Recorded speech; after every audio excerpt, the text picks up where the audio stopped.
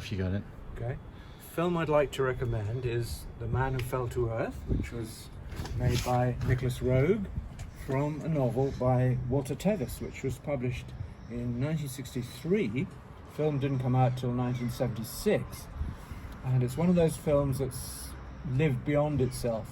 It caught something of its moment, but it was also prophetic. It was written by Paul Meyersberg, who used to be a film critic on the magazine Movie, who introduced the ideas of cahiers du cinéma to England. And what's haunting about this film, for me, begins with the book itself, with the first sentence. After 2 miles of walking, he came to a town. And one of the great things about being old is that you love bits of films more than the totality. And the opening of that film is so haunting. And it's the idea that after 2 miles of walking, you come to a town. Not the town, nowhere in specific. It's the idea of being an alien, which David Bowie perfectly encapsulated.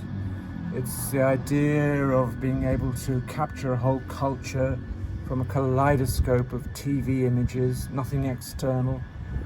And it prophesies the alienated world that we're in now, of the grand corporate entities, the Silicon Valley. All that is in there in this 1976 film by Nicholas Roeg. And it's made the movie one of the haunting ones of its era. It's the way it cannibalizes culture, prophetic of the era of the Silicon Valley corporate monsters who are able to control everything without going outside, without ever seeing daylight.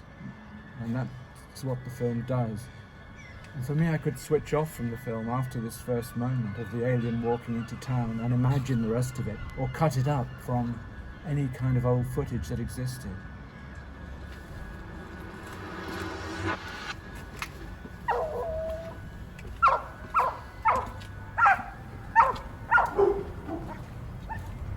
It's like a fable. It's perfect for being very old. And in fact, yourself walking into some strange town, which is a town in the middle of nowhere, and relishing the status coming to everybody of being alienated.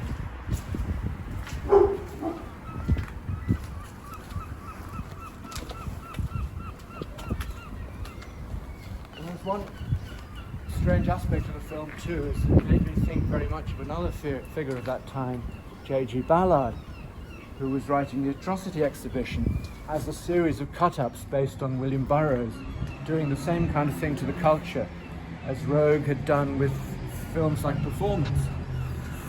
Well, once upon a time, Ballard took me out for a Chinese meal in Notting Hill Gate, and while we were sitting there talking about the Atrocity Exhibition, he noticed, sitting in the corner, a man who seemed almost to be his double. And these two figures got up and met and had a very strange conversation when they were both like time travelers.